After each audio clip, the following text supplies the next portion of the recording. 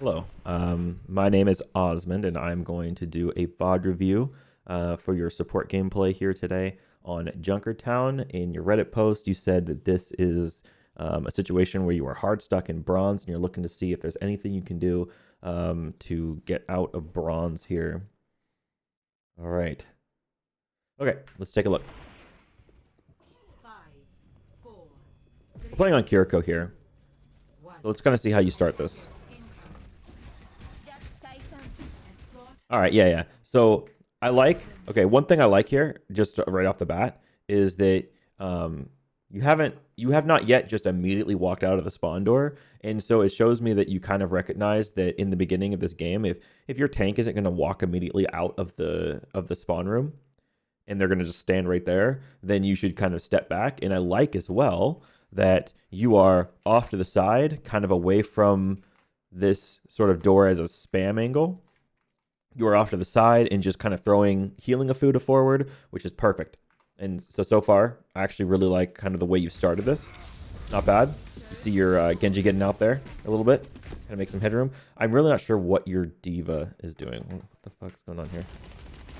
Okay, so your D.Va, definitely a little bit concerned about some interesting things. Okay.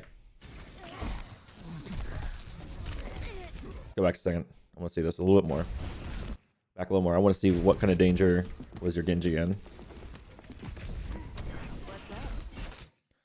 Okay. So what this was is an attempt. You saw that your Genji was trying to make a play. You want to be with your Genji on the flank for this. And I think that if your team was more sort of committed to like actually having a fight right now, then I am not so sure I would have minded seeing this play. But what ended up happening was that your Genji kind of just left. Your Genji's up here now. Okay. And you've used your Suzu. You expected him to just drop off the edge so that your Suzu would save him and heal him up a little bit. But in this scenario, notice that your team is not really committed to anything right now. You're down a Widowmaker, right? Your Genji is half. He's already used dash. He's out of the fight. Your D.Va is still in spawn room. So it's not your fault that your team has such poor like positional commitment into this fight and not really wanting to do anything. It's not your fault that your Widow's just already dead. But this is going to be a situation where because your team isn't in, then and you're the only one that's in that moment in, then you're just going to die along with your Genji, who is just a little bit too in, because generally you do not want to take anything other than like 5v5s. In that scenario, what your whole team should do, what your whole team should be hoping to do, is take a 5v5. And in that moment, it kind of looked like you took like a 2v5 in a way. And so that's obviously not going to work. Okay, the swap to Brig. Interesting. I will note that you can use any hero in bronze. You can climb on any hero in bronze, and don't let anyone tell you that a hero just isn't going to work. As long as you're playing it in bronze, any hero can work, because in bronze, really just people are making so many mistakes that you can honestly just find value on any hero. With that said, I will say that it is going to be tough to climb as Brig, just because if you were to do a tier list from the support heroes, I would definitely put Brig in the F tier. I would definitely put her as far down as possible. Maybe it wouldn't have to be F, maybe it could be like D, but she would be at the bottom. And she'd be at the bottom just because she kind of is lacking in almost every single area. She's not very fast. She does not do a whole lot of damage. Her heals are okay. They're kind of synergistic with flankers and off-anglers a little bit, but she herself just doesn't really have a whole lot to protect herself other than her shield. And her job of protecting allies with a shield bash is kind of gone. Now shield bash is just 50 damage, no stun, goes a little bit further, so it can kind of be used as a movement ability. But altogether, lackluster hero, not a whole lot of utility. I would say almost zero utility to the team. Maybe not exactly zero, but definitely very, very low. And you can get more done on almost any other hero. Really any other hero, I should say. Okay. Let me go back a second here. in this moment, you're thinking about Brig as like, okay, we're going to go push the payload. We're going to go together. We're going to walk to the payload. But if you kind of like actually scan the scene, all right, what you'll find is that your team still is not making a concerted effort to push together. What I'm still seeing here is I'm seeing a Reaper who wants to teleport onto this high ground. And Brig is going to be a well-suited support hero to offer healing pack to the Reaper up here, and Reaper is going to be able to clear this high ground pretty well. Like, this Torb isn't going to want to stick around here. This Reaper is going to have a good possibility to not only clear the Torb turret and the Torb, but also to zone out the Ana. So altogether, I like what your Reaper's doing. I like what you're doing, assuming it's behind more of your team. It's just the rest of your team is still slow to act, right? And so this whole thing just looks like you're way too far ahead. Just much, much too far ahead. Your Ana is kind of at this point zoned out. Your Ana is not going to be able to heal past this barrier. This barrier is not going to get destroyed. Your Ana is not going to be able to heal past these walls. And so your Ana is just like honestly really out of position in this moment. And what you'd want to be doing is actually going back to like staying in here. If you can find a health pack onto the Reaper, great, but I'd be sticking in here until your D.Va actually does something. I'm really not sure like what your D.Va is doing. Here, what you can see though is that your Reaper has been able to get a kill on the Torb, is now using Wraith. Duels a turret, wins. But in this time as well, you did offer him a pack, and we're going to go back here. I want to let you see that. It's just your team, again, is not aligned. This is a bronze thing. It's a bronze thing to have the instinct that your team is just going to be with you and push this point. It's also a bronze thing to assume that the objective is actually important. The objective's not actually important until it is. And so what's more important than the objective is actually just the fight. If, for example, in the beginning of this game, you've got this monkey sitting up on top of here, then what's, I think, significantly more important than the objective is actually the fact that this monkey has a lot of control over your ability to get out of the spawn door. And so if you actually put a lot of resources into clearing this monkey out, flushing him out of your position, then he will have to jump back to his team. You might not get the kill, but what you will do is you could clear this roof. You could get the monkey to get out of your space a little bit there so that you can actually breathe, okay? And that should be priority number one. And the way your team is playing does not seem like it's making that priority number one, because you're on the cart here, kind of standing on main in the middle of open space here, throwing some packs onto your Reaper, which is great support for your Reaper, except for you've compromised your own position to do it. So now you're dead. Your Reaper is able to get a little bit of value, but is it ever worth fortifying your teammate's position just for the result to come out that you also die? It's not. In any scenario, it may work out such that your team turns out to win that, because now here, as you can see on the kill feed, Reaper has killed Junkrat and has killed Ana. Okay, and we know from what we just saw a little bit ago that, that he also killed Torb and killed the turret. So Reaper right now doing wonderful things for your team.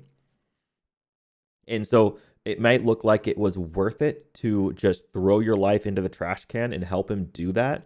But as a sort of like long-term habit, that is a very bad habit to put forward.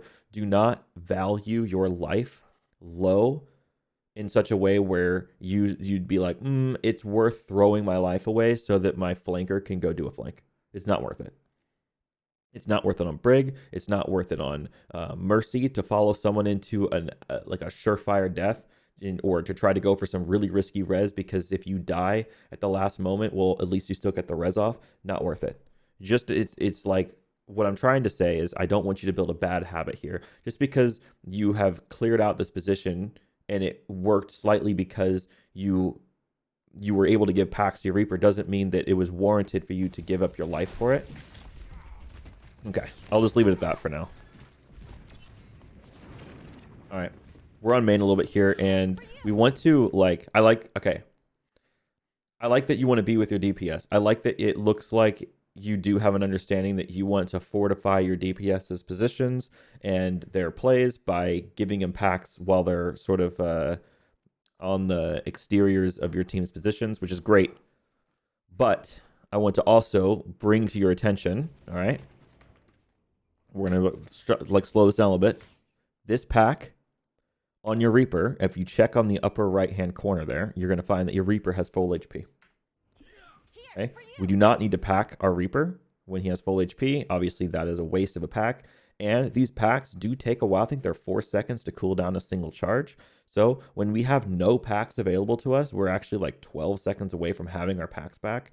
We're going to get one pack back here in a second here, just right here. Now we have another one.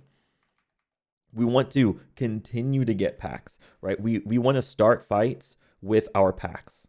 We don't want to be at no packs when the fight begins, if that makes sense. We're already at 1, so we're already at a slightly not great pack economy, and so we want to be mindful of that. All right, yeah, your Genji in this moment already had full HP. We are now about to start a fight, okay, and you have no packs. So this is a demonstration of how your resource management for packs is probably not very good. And now the fight's about to begin. There's a Torb up there. You have been caught with your pants down on main. You're sitting in the middle of the main lane of the game. And in this scenario, I would prefer you to be in one of two positions. I'd prefer either that you are in here with your DPS so they can take a more effective brawl. You can kind of be with them more. Or you come back to point with your D.Va and push the cart a little bit faster. Right, if you're on the cart and you're sort of behind the D.Va and let the D.Va body block for you, then you can kind of keep the D.Va up by whip-shotting an enemy team as they're trying to approach your D.Va. And you can also die less quickly by just being behind the D.Va, being near the D.Va. You're just safer. It's a safer play. The cart moves faster. But being here is just completely wrong. Just totally and utterly wrong. All right, we're taking a duel here. Hope we get the whip shot. We don't hit the whip shot. Now, I don't like where you are right now. I don't like the decisions you've made up into this point, but I will tell you that top play, the number one play you could play in this position is to shield bash into this room because you are currently on pace to lose the duel against this Torb, and you want to get closer to your teammates. It's kind of the idea. You'll get into cover. So I would be dashing into that room. 100% dash into that room is the play. Okay. Not able to do it quick enough. That's okay. We're going to suffer a loss. Let's see if we stay on Brig here. You're a Reaper able to kill the Torb. We're back on the Kiriko, and I do like the swap back. Again, I want to say Brig really low on the tier list. I'm not saying that you can't climb with Brig. I am saying that it is very hard to climb as Brig. It is not a very good hero, and just doesn't offer very much utility. Just like you saw there, I mean, you were just caught with your pants down. You died twice very quickly. So I'm glad you have made the swap back to Kiriko. I would consider Kiriko to be a really, really, really good hero, especially if you can actually hit the kunais. If you can hit headshot kunais, this hero is insane. If you can hit clutch Suzus, this hero is insane. All right. Rather importantly, it's really good to try to save your teleports to get you out, and try not to teleport yourself into danger. You don't want to teleport yourself into a dangerous situation and then find yourself without teleport when you would want to use that to kind of get out more. Yeah. So let's kind of see how you use this hero. You're going to throw some kunai over the Hanzo, and this is great. That was awesome. So the fact that you're able to kill that Hanzo there and you're able to you actually hit a headshot on the Hanzo, really awesome. I want to see more of that, and specifically what I want to see is not just seeing a duel and throwing your kunai at it and just like taking duels that are kind of offered to you, but see if maybe you can even offer some duels against the enemy team, and maybe even looking, oh god, you're down a teammate. Someone left the game. Shit.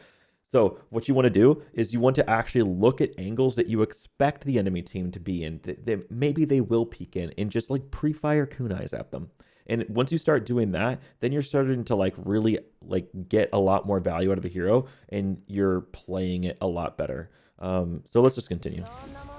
Unfortunately, we are down a player at the moment. We're down our Genji, so we're just with our Reaper. Thankfully, our Reaper is actually pretty solid. He's been doing pretty well for us this game. Nice heal there. Nice kind of playing with your team.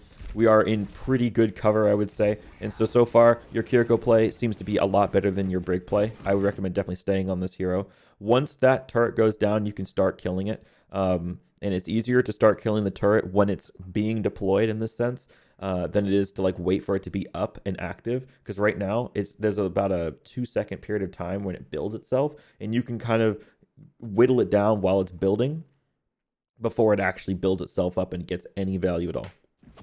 So like this, okay. Good. Now they're primaling you. Not much you can do here other than what you're about to do, hopefully, which is to bait this monkey deeper into this room and then teleport out. So let's see if you can get the teleport out.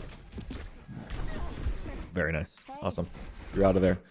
You notice the teammate is purple. That is worth a Suzu. Just throwing it out there. It is worth the Suzus. You see your Reaper there was purple. I would have thrown the Suzu at him. Still want to kill that turret. Okay, so you're looking to heal yourself here. This is a little bit risky. I would rather that have gone to your Reaper. I mean, yes, you can technically heal yourself, and then it's not the worst thing ever. If that's your play, then you should be looking to also like. I mean, you're probably fine. I'd be looking to teleport out here though. Teleport in a different position. You are in the middle of open space. You really want to look at corners more. You want to be like in a safer spot. I know you had to teleport to some sort of unsafe space because you were being primaled into this room and you had to get out under any circumstance. Just know as well here, by the way, that you do have wall climb. You can climb up here, and I would recommend that and getting around this corner as your next play. Over here, we have TP up. We're getting healed by our Ana. That's great. Let's definitely not die here. So doing one of a couple of things. I would like to see you probably like, I don't even think, honestly, I don't think that climbing up one of these walls gets you out of the danger of the monkey. I think that you do just have to TP, and I would like to not see you TP to this person because this is death. If you TP to the diva, then you are TPing directly into open space, and I can tell you one thing right now is if you find yourself in the middle of open space and there's a lot of angles that can potentially be against you and not a lot of places to run, then you are probably going to die. And I don't want that for you. So in this scenario, I'm going to be looking to probably come back to my Ana. Back to my Ana here and back around the corner. Force this monkey that if he wants to make any further play against you, he needs to jump into a really aggressive spot, like outside of the LOS of the rest of his team. And then from there, maybe you can actually take a duel with him and punish him for being too far out of position. Let's see. Okay, this is really far on open space. I'm not a big fan of this decision. You are technically next to this cover, I suppose, but now you and a baby diva have to duel this Sojourn, and I'm gonna tell you right now, if you don't have cooldowns and all you have is just, you know, your kunai and this baby diva, I'm thinking this Sojourn can probably kill you. I would not be thrilled about that fight, even though it's 2v1. Yeah, so that is unfortunate. I would have definitely preferred teleporting back to your Ana. A little bit more dangerous teleporting forward. It's never a bad thing to just stabilize and sort of like fortify the position you have rather than like double down on your position, like double down on the play and just like it's okay if it feels like you just need to take a breather and you need to get out of the fight in a safe spot. And it feels like your decision to not go back to your Ana and instead go back to your diva is one of multiple factors coming into it. Number one is you might not have thought to look behind and see your Ana despite the fact that she was constantly healing you, and your only target you did see was your baby diva. So you decided to go out here anyway, but it also could be that you might, as a bronze player, not feel like it's really an option to pause your aggression. Pausing your aggression is a totally fine play. Stabilizing is a totally fine play. I just want to make that clear. Very clear. Back.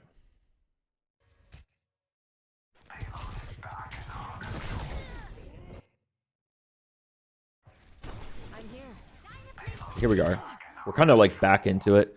You want to be really mindful of angles. So like, you know, you're getting shot at right now. You know, this is like really bad. Let's go. I want to go back even further. Like before you TP'd into this, take a little look as to like where your team is. Excuse me. You're looking to try to like reapproach the fight in the most advantageous way possible. And looking from this view, I'm gonna make it a little more fair though. Looking at this view, and a couple things you might be noticing is you might be noticing like an outline of someone here and an outline of someone here. You're on your screen in game. You actually can't see those people. Those are enemy team members, but you can see that your Ana is here. You can see that your Reaper is wraithing over here, and you can see something or another going on over here. And so you decide, well, my Ana's in the fight. I'm going to go to Ana. And actually, despite not seeing your tank as part of the equation, it does look like your Ana has more or less sort of fortified herself in this position. So you're probably fine to TP to her, but you want to immediately be aware of your surroundings. It is dangerous to just blindly TP. I'm here. Okay, yeah, okay, so you're here. That's good. All right. But immediately try to get a sense of your surroundings. Look at, like, try to find where enemy team members are. And you see how, like, instead of, oh, I got this glitch again. Hold on a second. Let's see. Is this going to do this thing? There we go. You see how you kind of TP to the Ana and then immediately walk towards main? Like you walk towards a fight. Well, instead of that, what if you had just like TP to your Ana and come around to cover? Like, every time you TP as a Kiriko, it's very likely that you're put in a position where you might not exactly want to be. You might not want to be, like, honestly, standing right here. And this is going to happen a large majority of the time. Like, if you were to look at this position, just like kind of what I'm looking down at right now, if you had to choose like an optimal spot to be, it's really unlikely that the one place Kiriko happens to TP to is the one you would choose. And so the first priority when you TP is just to make sure your position's fine. Like, make sure you've got adequate cover, right? And I don't think that you did that. I think that you TP'd and immediately kind of walked towards the enemy team like we're actually doing something right now. But don't be afraid to like try to, you know, make sure you have the cover you need and assess the situation before you consider even how you want to approach the fight. Like in this scenario, you just died immediately because when you TP'd in, you kind of didn't think about like, should I be taking cover right now? What is our play? What's our strategy? Where are they? Where are we? And I know that takes time. I understand that takes time, and Overwatch happens very quickly. But if you start thinking about that, then over time, you'll start to be able to think about it faster and faster. And this is your downfall in this moment, is that I don't think you really thought about how you wanted to approach this, and you kind of rushed your way through it a little bit there. So let's see. Let's keep going. Let's see how this keeps going. So your D.Va's in the fight? No. Okay. I don't mind. Okay. I know you want to get out of the spawn room. I get it. You want to get out. Oh my god, what kind of glitch is this? Okay, we're good. You want to get out of the spawn room. I get it. But if you just kind of look at the situation, your whole team's dead. It's just a D.Va. All right. I'm gonna give you a piece of advice here.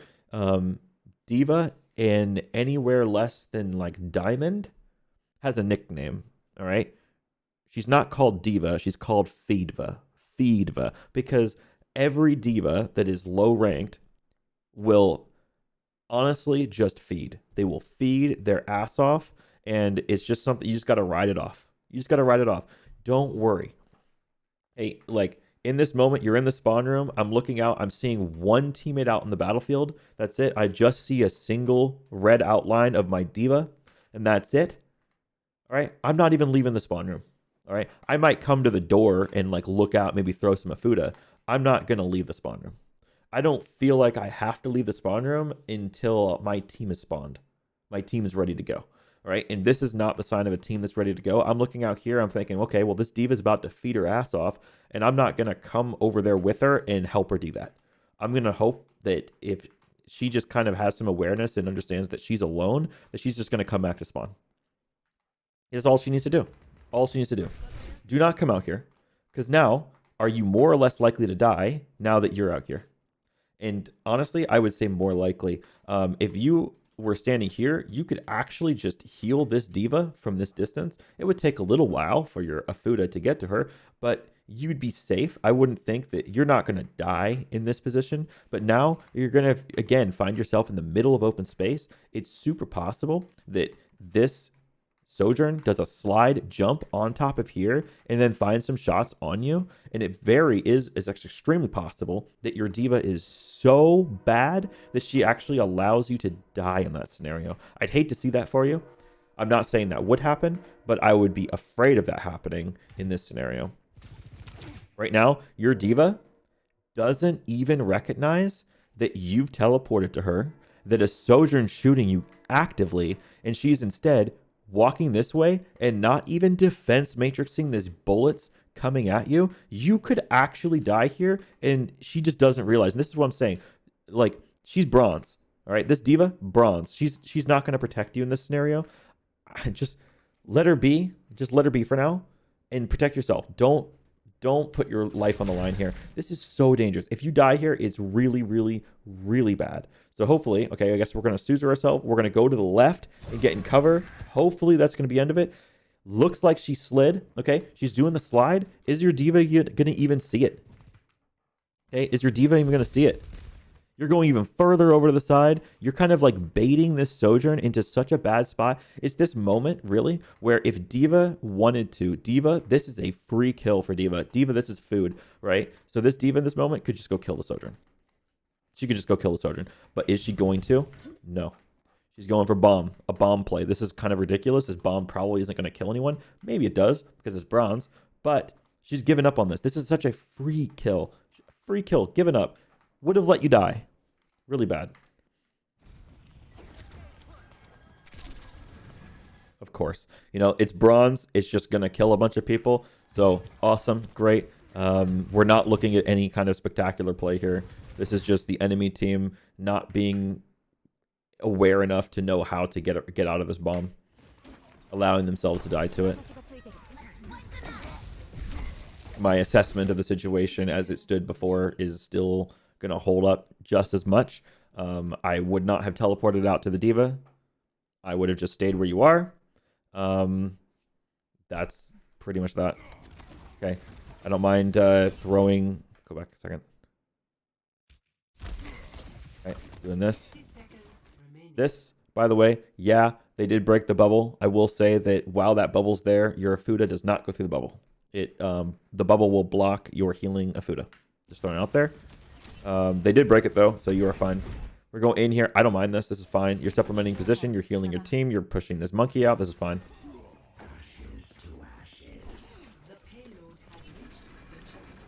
I'm going to get up to that high ground pretty quickly. Okay, I see you throwing some kunais over here. Wow. Okay, so they're really just actually making a play on this. I like you looking at the Mercy in that moment to see if you can actually get a couple of dinks on her. And it's really unlucky. She was just a little bit behind that staircase. This turret is now a big concern in my opinion. I would be killing that, especially in bronze. Turrets just do way too much value. So hopefully you see that quickly. Okay, use that on yourself. You cannot heal past that bubble, so I'm glad your diva is not going to be in that bubble. I don't mind it. It's okay. We do this. We rush Blossom. We win the fight. It's fine. This works. Good. Okay. Your diva's just going to push Carter's baby diva. She really should be, I think, walking up a little bit forward, getting into position to try to, like, spam at an angle she expects them to walk through so she can start getting her mech back at this point, but she's not really doing that. In this moment, you can either go with your Genji up to the upper left. In this scenario, you can actually just kind of grab onto this. You can wall climb all the way up to here and just join your Genji on this flank, or you can get two people on cart and get a little bit more speed on this cart movement forward if you'd like. It's just kind of either one.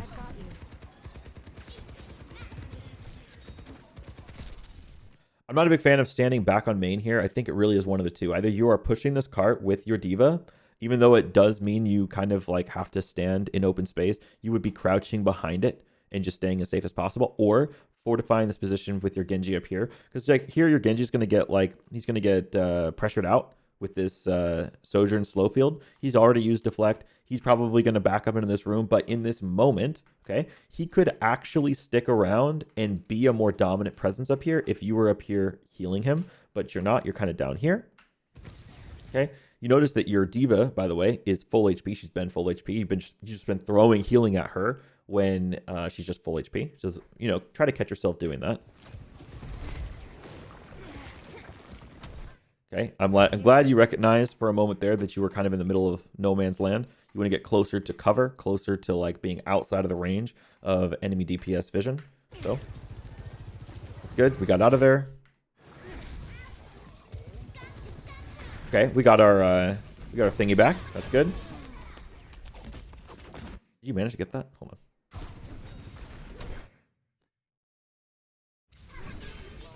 Okay. I don't mind that.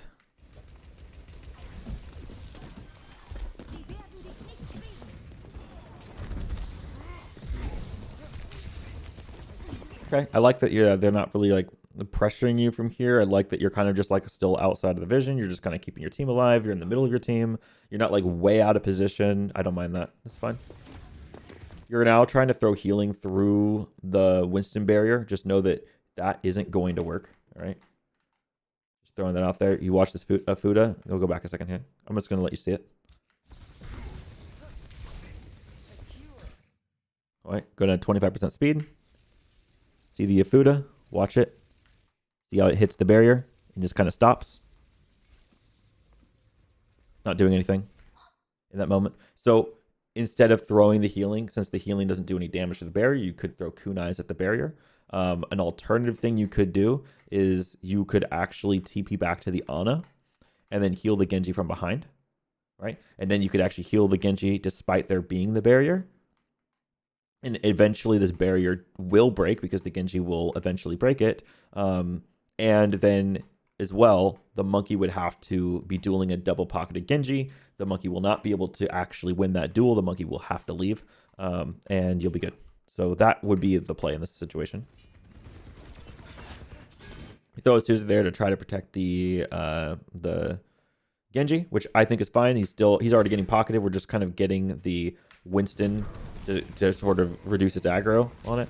We're still in this fight. Nice. Okay, so we do get the sleep here. When the monkey's sleeping, I'm gonna give you a chance. What's the next play? Just kind of think about it in your head. What's the next play right now? What should we do right now? I'm gonna give you a moment to think about it. Okay, if you said kill the Mercy while the monkey's sleeping, you are correct.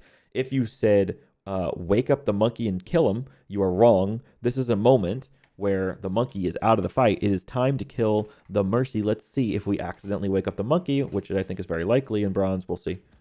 Yep. So we just immediately wake up the monkey. The opportunity was here that the Mercy stands absolutely 0-shot chance to live. But now that the monkey is awoken, then kind of all bets are off. She could actually live through this.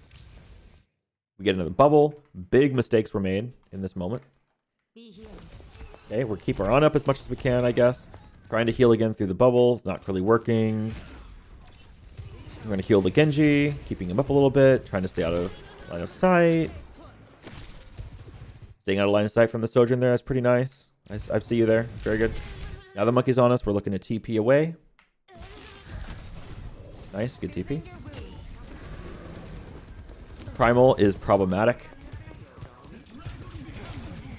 We're not really going to be able to get much done during the Primal. Just kidding, we used Blade and killed 2. My bad.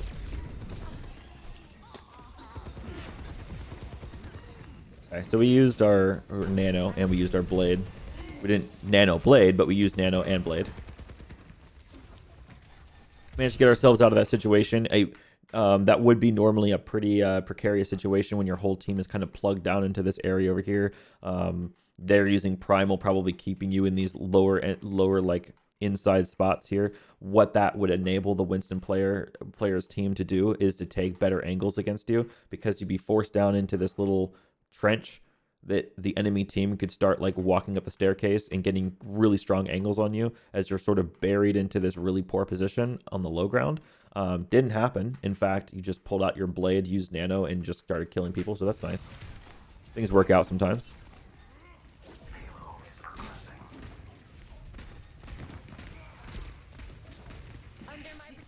It's fine. Yeah, I don't mind this. That's fine. They're not going to be able to kill your diva. It's totally fine. Okay, definitely a waste of a bomb. You did not have to bomb there. This diva sucks, let's be honest. Feel free to go up there. Definitely, there's no reason to still be down here. Let's go up there. We have Kitsune Rush. Let's try to use it this next fight. We have specifically Rush Blossom. Pretty strong combo. Really hard for the enemy team to beat. Oh, he's already dead at that point. Kind of a waste of a Suzu.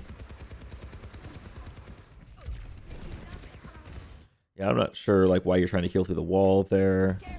This is very dangerous. You do not do that. You 100% stay out here. There's a very strong likelihood that you do not make it out of here alive. Very strong likelihood. You might, but you shouldn't. Okay. So you did get the payload in position. That's awesome. However, that little TP there definitely fucked you over a little bit there. So let's go back and just take a quick look. Keep going back. 5-second jumps here. Okay. Yeah. So you see people that are critical through the walls. We're not supposed to throw a Fuda to them. We're supposed to like understand the map geometry. And if we just kind of walk to the left of these cars, we can get a kind of a view of that. We can actually throw a Fuda at our teammates. Sort of the idea there. This TP is just too far in danger. Not great decision making on the TP. Not all TPs have been bad, by the way. Just some have been definitely questionable. The spring flows anew. Okay, we committed their Blossom here. Blossom's going to kill a few. It's not necessarily a fight win, though, because we're still kind of like pretty far down in numbers. They have a Hog just kind of chilling, so that's definitely not great. I like your patience here. I want to say definitely good on having keeping your patience, not really like walking out and just blindly dying. You've stayed sort of underneath this cover, not to go too far. I like seeing that. That's kind of nice to see. Okay, again, I want to say good staying in cover here. You're throwing a lot of a Fuda at walls. Just be mindful of that. That's a little bit of a waste. Didn't need to do that. Not every critical enemy, or sorry, not every critical health teammate necessarily needs a Suzu. And that's a tough thing to sort of internalize. But what you really want to throw Suzus at are moments where you expect them to take a bunch of damage. If you kind of expect a cooldown to come into an enemy team member, that's when you kind of want a Suzu. Kind of less like the decision-making tree shouldn't be, is my teammate critical? Okay, throw a Suzu at them. Because that's not necessarily always the case. Sometimes it's more like I see them about to run into a duel with the soldier. Let's say your Genji is about to duel the soldier, and you notice, in your head that whenever soldier starts to duel with somebody, one of the first things he does is throw a Helix rocket. If you can Suzu that Helix rocket, you kind of like help your Genji win the duel. However, if your Genji's like about to die, he's crit, you know he's crit, and then you just kind of yeet a Suzu and hope that's going to save him. Well, number one, he could die between the moment you decide to use a Suzu and the moment the Suzu actually hits him. All right, that's kind of not what you want. That's sort of like just rolling the dice with the ability. Or I mean, I shouldn't say or. That's really just like the biggest downfall to that sort of decision making. It's like you could just use Healing Afuda and hold the Suzu. The Suzu being on such a long 14-second cooldown, it really it really sucks to see it just being constantly yeeted at teammates that are just crit. Right? We don't want it to be doing that. We want to try to put a little bit more intent behind the Suzu. Try to watch more about like what the enemy team is doing, and see if you can sort of like predict a play onto your team and have the Suzu be held for that.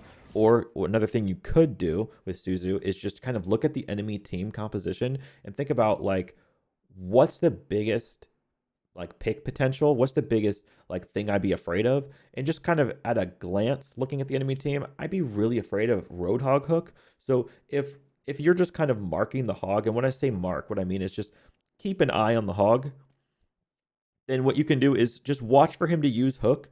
And when he throws hook at your team, at anyone on your team, then what you can do is you can throw the Suzu at the hog, and by the time he pulls your ally into him, hopefully your Suzu is hitting him at that same moment and denying the hook combo so that your teammate lives, right? That's thinking like more more like what you should be thinking, more in line of what the decision making for Suzu should be, is really identifying like a time where you can deny a specific moment of very important damage rather than just like a little bit of damage, right? If your Suzus mostly just help with a little bit of peppering of damage, like you could have just used a Fuda. It's not a big deal. Okay, we're on the spinner. I like being on the spinner here. Spinner control has always, for the last, 6 years of Overwatch, has always been really important on point 3. So I'm glad to see you up here. Interesting use of the Kitsune Rush. It's not bad, but it's definitely a little bit interesting. Go back a second. See your teammates down here. So it's not really something, I mean, you don't necessarily just have to like point it at your team. What you want it to do, more so if you can help it, is to point it from your team into their team, right? So like this Kitsune Rush is really good for your team to start from walking from here over to there, to this direction, but it's not great for enabling your team to walk from here into this direction, because that's not the really direction it's going, right? It's a very directional ultimate.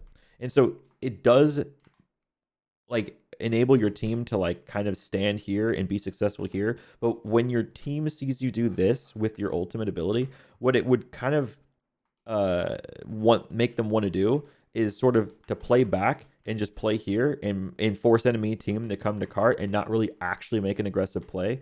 I fear though that, as you can see, when your team hears the Kitsune Rush from your team, that maybe that gets them excited. They kind of walk forward, and what you can see now is that these two players are a little bit outside of the Kitsune Rush.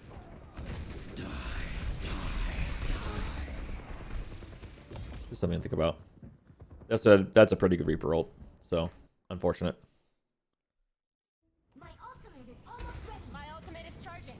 Okay, coming out here again. I like you being sort of behind your D.Va here. That's nice. You just lost your Genji. That kind of sucks. Your D.Va probably about to feed. You're just kind of throwing a bunch of healing of Fuda at her. Don't let that kind of distract you. Like, it almost seems like your whole focus as you're walking through this tunnel is just, I'm just throwing healing of Fuda at my D.Va. I'm just throwing healing of Fuda at my D.Va. I'm just throwing healing of Fuda at my D.Va. Like, that doesn't necessarily have to be your entire thought process here. I would instead of like, because I see you sort of like tracking the D.Va as she walks, right? Instead of that, try to think about like peeking enemy angles here as you're walking here. I would almost like to see like looking this way and seeing like who is standing at this angle. Can I throw a kunai at this angle, right? Your D.Va's full, right? Your D.Va's full. If your D.Va is full and your team is full, okay, then you can think a little bit more of this sort of the kunai side of Kiriko's kit, where you could like peek this angle, for example, and just throw a kunai or two. Throw a kunai. And as you get closer to the angle here, you start noticing like, okay, there's a Reaper up there. There's a Moira on cart. You start learning information. Like, what if you saw the Reaper was up there, for example, and you throw a kunai, and what if you land a dink? What if you get that headshot, right? Well, that Reaper probably doesn't want to stick around. If he's half HP, then he's probably going to back up. He might even misplay, especially in bronze. He might misplay and just start wraithing away, right? He doesn't necessarily need to wraith away, but in bronze, he might freak out and in a panic, just wraith away. And that kind of wastes his cooldown in that sense. So you can kind of get that out of people. You can sort of like bait cooldowns, force cooldowns out of people, convince them to just use their cooldowns because they're panicking. You can make them like panic into it. Whereas right here, it doesn't seem like that's really like a part of your agenda at all. It just seems like you're just watching your D.Va and not really making a plan, not really looking at the field. But we'll see. Let's see how you continue. Noting that you are down a player, your Genji's still dead. Okay, so you're really hard against this wall over here, throwing your Fuda. They know you're here, by the way. The Moira knows you're here, that she sees the paper from the Fuda going from your hand to the D.Va. So D.Va is going to throw, it looks like she's throwing the D.Va bomb. This could do a lot, actually, in bronze. We'll see. It actually heals the Moira, so that's actually going to make this even. Your D.Va is going to remech. Despite them not having the the Moira at this moment, I would still be cautious about walking out here into the open space so drastically. Like, I would still want to be like having my camera, having my crosshairs like focused on angles that I'd be afraid of.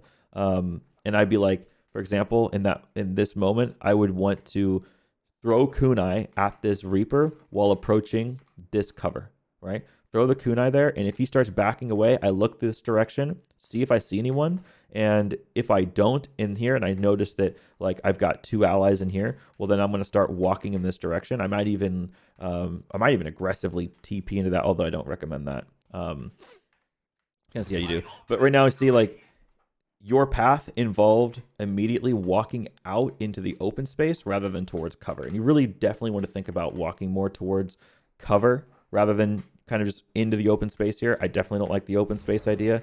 You're kind of trying to get a angle this way when really you could just ask your team to walk out of the room, like get out of the room. I can heal you if you're out of the room. You could just say that in voice chat. If you're not in voice chat, whatever. This really aggressive, it can work. It just kind of throws both your cooldowns into bucket. Like, what if, for example, I don't know if he has hook right now or not, but what if he does and he just saw that you use both your cooldowns? Well, now it's kind of free range, right? And especially you, like he could go for you. He could get you right now. And that's why this little play here can be risky. I'm not a big fan of just TP onto a dangered, like, flanking ally immediately Suzu. This is kind of scary now, right? Suzu could be pretty good in this very moment, but now here he's taking advantage. He saw you use the TP and the Suzu. He knows he can get a free kill on you. Nothing you can do about that. That's exactly why I say things like that are dangerous. Back on the Brig, this is not the play. You can get back to the fight a whole lot faster if you just stay on the Kiriko, because she can teleport through all these walls, right? So it's like she could teleport on top of this Genji and be with him a lot faster because it's overtime. Then the Brig can actually get to the fight. So the Brig not going to be able to actually get back to this fight in a reasonable amount of time. I'm pretty sure the overtime timer will be all the way down by the time you actually have any agency in this fight. Okay. So you had all your packs, by the way. You could have given those to your Genji. It looks like it did last longer than I'd expected to. It's kind of weird that it did. It's just bronze things, I suppose. I do notice that your Genji was right there. He pulled out the blade. He pushed the enemy team and died, but you also have all your packs at play. If you throw 3 packs then die, then the person you threw the packs at still get all 6 seconds of that healing, so you would definitely want to do that. Now it doesn't matter, it's a loss either way. We're pushing on 48 minutes here. If we weren't 48 minutes into this, I would watch the defense as well, but instead of watching the defense, I think I'm gonna call it here and just start going into the summary. So where the heck are we? Okay, nice. So, summary, let's see, just if I wanted to like talk about what mostly to focus on. Number one, I have not at all been thrilled with the Brig swaps. I would urge you to not swap to Brig anymore. I would urge you to stay on the Kiriko. I think your Kiriko is better, a lot better than the Brig. I would urge you to try not to step out into open space as much. Find your cover as quick as possible, especially after TP. Like, think of it as like part of the TP cooldown is that your next step is always reassess your position, find cover, or, you know, whatever. Find cover, then reassess your position. Like the TP over to that Ana, where you TP'd to Ana here and you didn't immediately go to cover, was a pretty bad sign and showed me that you're not really understanding that concept. You immediately went into open space and died. Don't do that. Try to correct yourself on that front. I'd like to see more wall riding up walls, right? The more walls you ride and go higher into the air, get more altitude in the game, the more of the battlefield that you can survey, you can see, and you can get a better idea of maybe what you should be doing. That's going to be great. It also gives you a better idea of people you can teleport to, because you can just kind of see the field a little bit more. Being on high ground is generally speaking, a good thing. And so I didn't really see you use the wall ride mechanic, or I should say the wall climb mechanic, hardly at all. I honestly can't recall a single moment that you used it, but it is a very important part of Kiriko's kit. I don't want you to think that it just doesn't exist. It absolutely exists. It's very important. Using your kunais more in angles that you expect the enemy team to be standing in. So, for example, let's say you just push this cart, right? And you're on the attacking side. Let's say you push the cart here. I would like to see, for example, you could be standing at like this angle behind the cover, or this angle beside this cover here, and just throwing kunai at the window up here, right? And anyone who wants to, for example, peek out the window to see and to try to assess the situation and see, maybe like ask the question, can we contest this, is first going to have to deal with the fact that there are kunais aimed directly at this window, potentially taking their head off. And so as they try to like walk this way, they're going to notice the kunai and they're going to step back, and you're going to like zone them off of the angle. They don't even want to try to duel you on the angle, right? And if they do, you could either clean off their head, or they're going to focus on this duel between you and them, and you've got the cover too. You've got cover. So if you see them and you notice them and they have full health, they like dodged a couple kunai, you can always back up here. You're not going to lose the duel. You're not going to die here, right? But it's focused. They're focused now on a duel between you and them, and you can like 80 strafe and take the duel. And I recommend that you do. By the way, it's pretty good for you. These sort of like snipe duels, even if this is like a Widowmaker, I don't even mind you actually 80 strafing a piece of cover and taking duels with Widow. I actually recommend that you do that, because Widows are going to stand still. They're going to take the kunai. You're going to hit the headshot, and I promise you, if you just like have some confidence and go for them, especially in bronze, you are going to have positive duel rates between you and Widows. Okay. What else could I say? Yeah, they're paying attention to this duel rather than paying attention as to whether they can touch the point or not.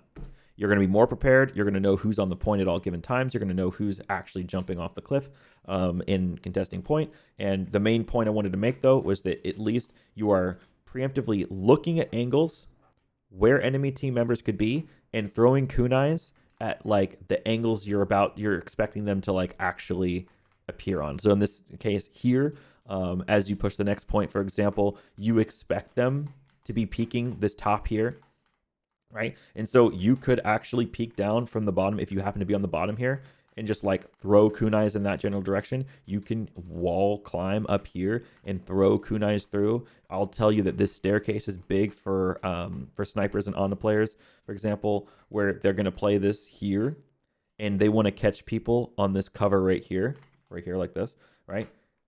This little staircase is a big thing, so look out for that as well. If you happen to be coming up here, sorry, my camera. If you happen to be coming up here and you take this cover, you're going to want to shoot some like shots this direction to try to like hit people that are on the high ground, but also peek that staircase. See if you can find a support down there, because a lot of times supports are playing on the staircase. They're on the staircase trying to like shoot some shit somewhere. Like you can take a lot of control here. This is a great position for people in the back line holding this, because it is not all the way on the low ground. It's still technically like high ground, and you have lots of cover from this position. You have lots of ways to like get out of the situation. You kind of like just jump back up. You can jump back up, back into here.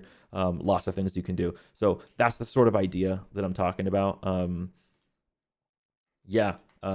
So sorry, let me think. So what I've told you is I told you that watch out when you TP, take your cover. Don't stand in open space. Told you about the kunais. I told you about wall riding. I should say wall climbing. And then with Suzu, just to mention, Suzu's more for anticipating like a cooldown, for example, and trading it for a cooldown that would be like a high impact piece of damage. For example, like a Roadhog hook. If you know he's going to hook in, that's a big deal. If you know, for example, Genji on the enemy team uses Blade and immediately dives your flex support, then, or sorry, I should say your other support, you can throw a Suzu with them to deny the kill in that moment, because if you can deny the kill long enough, then he will not get his dash reset back, so he can dash to the next target. That's a big moment of damage to deny. Look for that rather than just throwing it at critted teammates. Try to just handle crit teammates with a Fuda. Be really careful about TPing into the scene when you know your whole team isn't there and ready. Just really be conscious of thinking about where you're going to be and how many of your allies are also there, because that moment you TP'd onto your diva, you almost died. It is because your diva was basically just 1v5ing the enemy team, and you turned it into a 2v5, which is not much better. And you're a squishy. She's a diva. She can live. You can't. And so just be really, really careful about that. I think I'm going to leave it there. Let me know how you liked it. Let me know if it helped. And I hope you have a wonderful day.